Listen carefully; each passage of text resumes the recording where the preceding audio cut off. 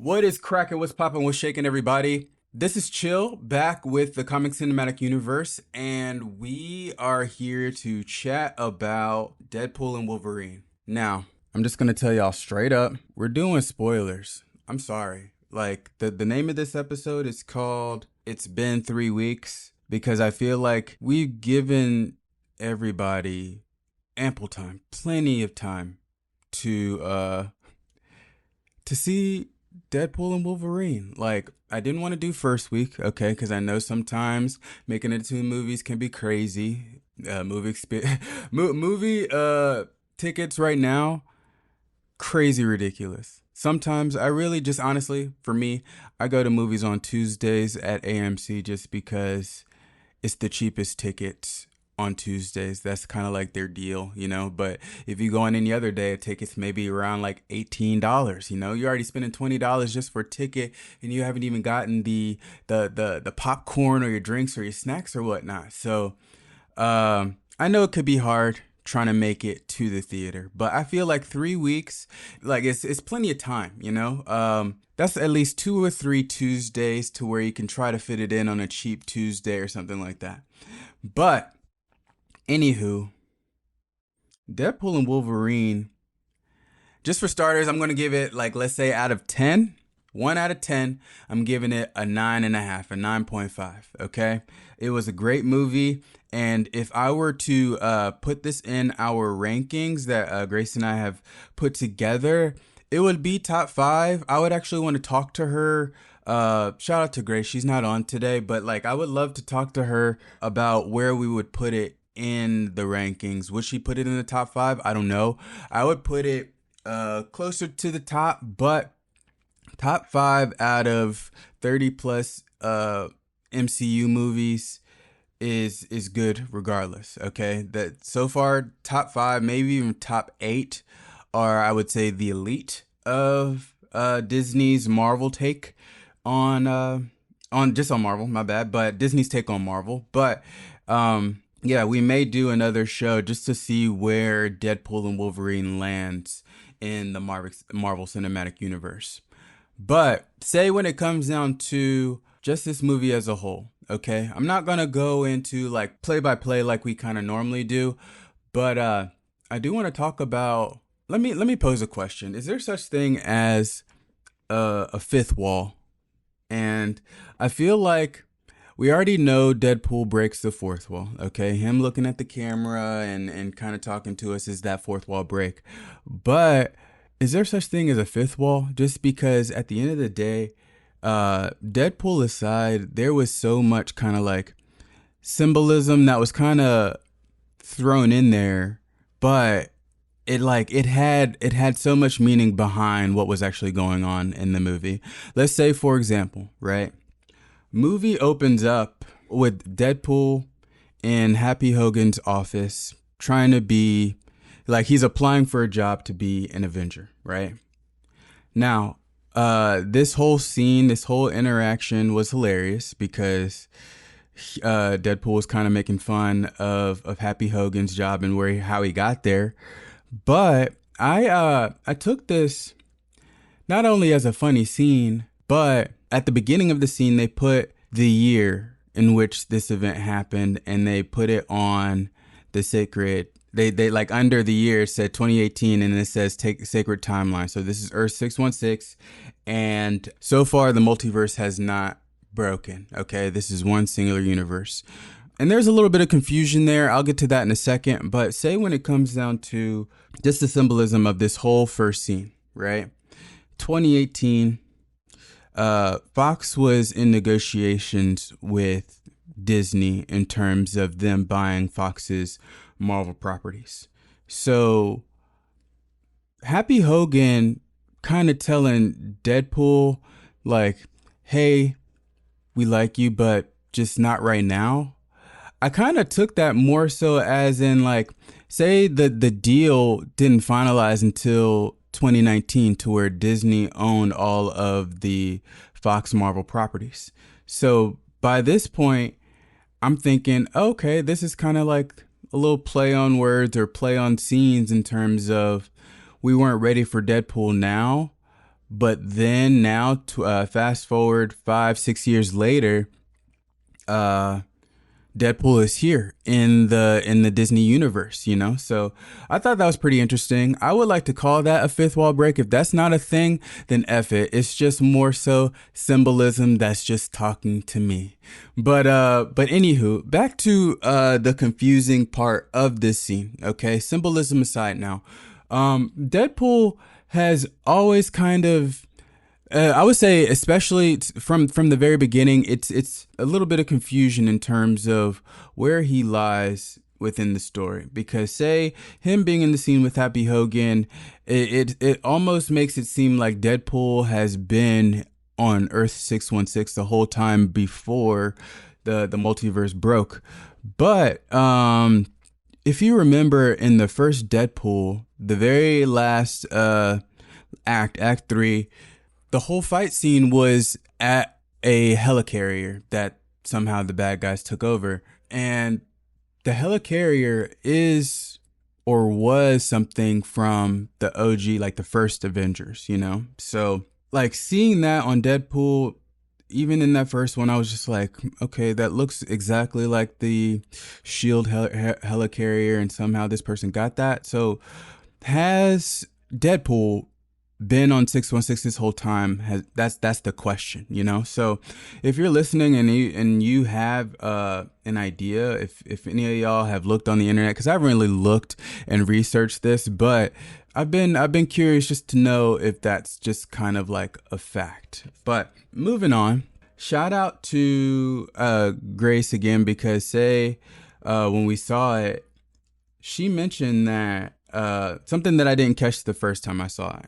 Say in Happy's office, there was a picture of Tony and Spider-Man, and in front of it was the mask of Iron Man. And that particular mask was, it looked more so of kind of like the carnival mask, or that whatever con that was. I don't know if it's like a Tony con. I forgot what that event was in Iron Man 2. But speculation, people or the internet has always said that in Iron Man 2, in the very last kind of portion, last act, where Iron Man's going up against all of those robots, the scene where he protects that kid, where the kid is actually wearing this mask that's in the office, everybody is kind of saying that kid is Tom Holland. I haven't gone back to watch the movie to confirm, but that's interesting that they put that in there, and I wonder if that was kind of like purposeful. And if it was, Grace caught it, I didn't. But I thought it was cool that they kind of put those little tidbits in there. Say, kind of moving on, this movie was jam packed with all kinds of symbolisms, but just cameos, just in general. By now, I'm sure you've seen, like, it's spread on the internet like wildfire. Who we got? We got Blade. We got Gambit. We got Elektra. We got X-24, and of course, we got Hugh Jackman back as Wolverine. And those are the original OG actors of those characters, you know? And one thing I found interesting is they only did that for the heroes. So I'm assuming maybe the budget wasn't there, because every character that they brought back that was a villain in this movie was not a returning actor, because we did get Azazel from X-Men First Class, and it wasn't that actor. We did get Juggernaut, and this looked like the Juggernaut from X3 in terms of the outfit, but the actor wasn't in it. And I actually like that English actor. I don't know his name, but they didn't bring him back. So they only really brought back the OG actors for the heroes and not the villains, which that's okay. I'm cool with that. The fact that they brought him back, awesome. Okay. That was just something that I caught. I do want to talk about Gambit just for a moment, just because at the end of the day, when it comes down to it, Gambit as a character, I think broke that fifth wall just in general. And like, he may have been breaking the fourth wall and not even realizing it, but whoever wrote it, I'm just going to call it that fifth wall anyway. Okay. Simply for the fact that almost everything that he said was speaking to the crowd, to me, to us, to the nerds, you know what I'm saying? First shout out to Ryan Reynolds and whoever else decided to go full Gambit here. By full on, they gave us the outfit, they gave us the accent, they gave us the whatever black thing that Gambit wears on his face, on his head, whatever, and just lets the hair flow. You know what I'm saying? They brought that here, which was awesome. Okay, 10 out of 10 as far as Gambit. Shout out to Channing Tatum for killing that role. But say when it comes down to Gambit. Oh, and I like to acknowledge that. Say when it comes down to when they decided to cast Gambit in Wolverine. Okay. At the time, I didn't have a problem with that actor just because I'd seen him in a couple other things. I think he was just a hot item at the time to where they were putting him in a lot. And now today, it's rare I even see him. He's not like a Chris Hemsworth to where he's like in everything. I feel like maybe if he came later, as far as his acting career, he could probably do everything Chris is doing internet wise, because the internet is just letting actors do anything that they want with like Netflix movies and box office movies and all that. But rewinding back to him in X-Men Origins Wolverine, when it comes down to that version of Gambit, he had no accent. There was just nothing like when you watch Gambit on X-Men 97 or even like the original X-Men cartoons, you know, Gambit had swag.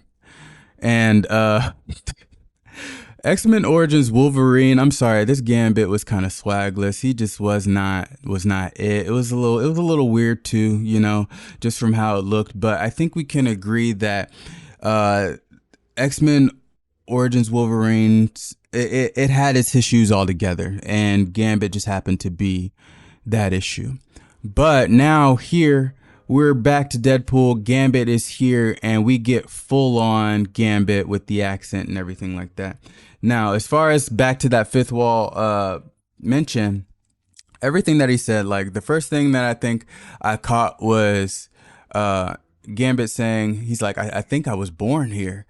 And I took that as like them kind of jabbing at the fact that a Gambit movie never dropped, but has always been in talks for the last maybe 15 plus years. And Channing Tatum was always that guy that was trying to put it on, and they were trying to make him Gambit, you know. But with everything going on with Fox and production, I think he had like something going on with another movie or whatnot. It never happened. So him saying, I think I was born here, it was just like, I think I was born in the void because my movie was never made, you know. But it's been me this whole entire time. There hasn't been any other actor. So I like how they kind of jabbed at that, you know. And say the other quote that everybody has kind of just made a meme today. It's like, I'm about to make a name for myself here. That line, him saying, I'm about to make a name for myself. As silly as the internet memes have been, which they have been hilarious. Shout out to Instagram for giving me all of the Gambit memes. But I took that as, even though they didn't do like an OG quote from back in the day, I took that as him making a name for himself would be, we're going to make Gambit so cool, where he's going to crush it in this battle with everything. And we're not even going to like, because it almost looked dire to where like, I think Blade got stabbed, and then like, who knows, Gambit could have taken an L, but Gambit was holding his own and he was killing it the whole entire fight scene. So him making a name for himself right here in this scene, in this moment, I'm thinking of the OG tagline that he had, which was, the name's Gambit, remember it, you know, like, and that's one of my favorite quotes from X-Men 97, and it wasn't him saying it. Coincidentally, it was Rogue saying it, and I think it was in the finale where she just came out of nowhere. Gambit had already passed, and then she just swung and hit this one dude, but she said his name was Gambit. Remember it, you know? So I think that was that moment, you know? And it would have been just a teensy bit sweeter if he said that. I think that would have just sent it over the top. It probably would have made, like, say I ranked this 9.5. If they gave me that one line, I would have brought it up. Maybe 9.8. There's one thing that has kept it from a perfect 10, but I'm going to get there in a second. All right. So what else did we get? Everyone that was in the hideout from all those characters that I listed as far as the heroes, from Blade, Elektra, and X-24, being that they ended with Fox, nobody necessarily got an ending to their actual story. Like, I don't even remember Elektra's story. I know she was a part of Daredevil, and I saw Daredevil with Ben Affleck, and I only saw Elektra the movie once. It wasn't one of those movies to where I wanted to see it multiple times. Sorry if I'm to all the Elektra fans out there, but it's dope that they brought her back. But say when it came down to every one of those characters, yeah, nobody got an ending. Even X-24 in Logan, and Logan just came out maybe 5-6 years ago, but because Fox is kind of dead, X-24's character kind of died with it. So it's kind of cool that they brought these people back just to quote unquote get an ending or even get a beginning, because I think Gambit showed out to the point to where now that we're getting all these mutants in all these different universes, from Captain Marvel to Earth 838 in Doctor Strange and the Multiverse of Madness, there has to be a Gambit out there, you know, and not just the Gambit in the Void. There has to be multiple versions of Gambit, and hopefully they're played by Channing Tatum with an accent, with the outfit, and not played by X-Men Origins Gambit. I don't even know your name, bro. But anyway, when it comes down to it, this movie, it gave us so much. The only thing that I would say that's keeping it from a perfect 10 is the main villain, Cassandra Nova. Okay. Now, when it comes down to Cassandra Nova, I loved her villain. It was good. It was great. She was cool.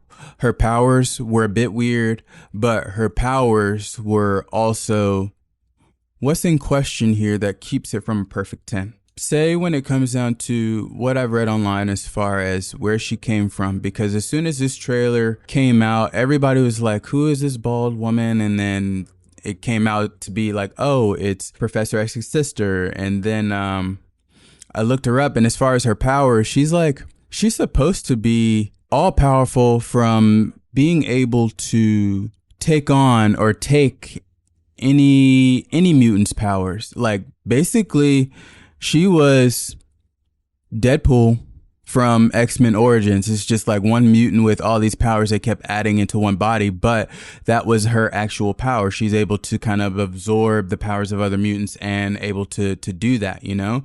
So we didn't get any of that in this movie.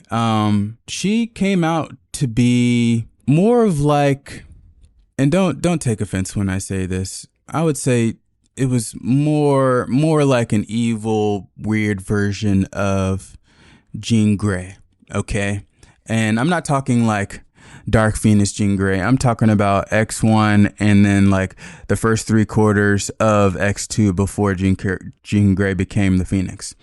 Like, her powers is what as far as what was on display in this movie was telekinesis, and she can read people's minds. Now, the way she reads minds was the weird part, which I'm cool that they wanted to go the freaky route, and I actually I'm not mad at what they did as far as doing that, right? But it was a little weird, because in order for her to do that, she couldn't just kind of like lock in with her mind. She had to stick her hand into somebody's mind. Like, I think she said she had to get her hands dirty just to kind of read people's mind. You can see her fingers going through like Deadpool's mask and through the one TVA guy's face. Like she ended up dragging him by the face, but with that power, it was a little weird. But if they could have given us like her absorbing Johnny Storm or her absorbing Wolverine. It would have been dope to where she touched Wolverine and then boom, 3 bone claws come out. Of course, she wouldn't have adamantium claws, but like I would have wanted to see some type of fight scene between her and Wolverine where she's not just using telekinesis. But either way, she was badass. She kind of made Doctor Strange into a joke as if he's just easily defeatable. And what else? Did I have anything else on her? I don't know. I think that may have been it. But either way, she's the only reason why I'm not giving it a perfect 10. And so far, as of right now, in the rankings that we have on the MCU, the only perfect 10 that Grace and I kind of came into decision with was No Way Home. So far for me, that was the best. If we're talking this multiversal saga, Spider-Man No Way Home, I feel was the best out of all of the quote unquote multiversal movies that we've gotten. Phase 4, is kind of lackluster, but now we're back here in phase 5 and Disney needed a home run and this was it. A lot of people were kind of hating that. They were like, oh, Deadpool and Wolverine, it was just too much fan service, but I'm just going to say straight up, we needed that fan service, we needed to be served just because of everything post Endgame has just been like, it started out strong, like WandaVision and Loki, but everything outside of that, and I don't want to hate on Falcon and the Winter Soldier because I like that show. But movie wise, it just hasn't been it, So as far as movies go, they definitely needed a grand slam, and Deadpool and Wolverine was it. They needed to serve us. They needed to give us cameos that wasn't shown in the trailer. So in the trailers, all we got were the villain cameos that like I said, no returning actors came back for villains. So they kind of gave that in the trailers, like, here, y'all can see these dudes. But yeah, they needed to give us the unknowns because they had to right the wrongs of Multiverse of Madness, because they gave us every single cameo in the trailer. Like, it was just the Illuminati and nothing else, And I've had conversations with Grace, especially here on the podcast, talking about how in Multiverse of Madness, at least give us, if you're going to show Charles Xavier in the commercial, let's see another mutant. Let's see some other mutants, especially in the battle against Thanos. Show us some dead mutants, something that shows that this is actually going to be something multiversal. But that movie turned out to really just be Doctor Strange chilling in A38 a majority of the time, So that's my gripe with that. Here, Deadpool and Wolverine, sorry, went into a tangent with Doctor Strange, but it did not disappoint. So thank you, Disney, for putting this out, and Ryan Reynolds kind of staying true, because a lot of people thought it was going to be watered down, but when they gave the news that this was going to be R ratings, I was like, of course it has to be. They can't water down Deadpool, So shout out to them doing whatever they wanted, and all of the liners that they gave, and apparently some of these one-liners, not even like Hugh Jackman or Ryan Reynolds knew was going to make the movie, but it turned out that it did. And yeah, it finally hit this week, the Billionaire Boys Club. Now, shout out to the ladies, but that's just the name of the club, BBC. When it comes down to it, I just want to run down just the list, because there's a top 10, or maybe there are 11 movies that hit a Billy in with Disney in the Marvel Cinematic Universe. So I'll start at the top with highest grossing to lowest grossing $1 billion. So don't take offense with lowest grossing because it's still $1 billion no matter what. So at number one, we got Endgame sitting at 2.8 billion. Then we got Infinity War at 2.05. No Way Home at 1.92. The First Avengers at 1.52. Then Age of Ultron at 1.4. Black Panther at 1.35. Iron Man 3 at 1.21. Civil War at 1.15. And then there's a tie, I would say, for number 9 because Spider-Man Far From Home and the first Captain Marvel both have $1.13 billion grossing in. And then at number 10, we finally get Deadpool and Wolverine. And right now it's sitting at 1.029. And I may go to the movies again to see it again for a third time just to see if we can get it up to, or see if I can get it up to $1.03 billion. But I don't know. But anywho, I think that's everything that I got for y'all today. Thank y'all for tuning into another episode of the Comic Cinematic Universe with Chill and Grace. Shout out to Grace. She didn't make it today, but I'm here to hold it down because, again, it's been 3 weeks, y'all. Okay? I don't want to hear anything about, oh, I still haven't seen it. Don't spoil anything. Come on, man. We gave y'all time. We gave y'all plenty of time.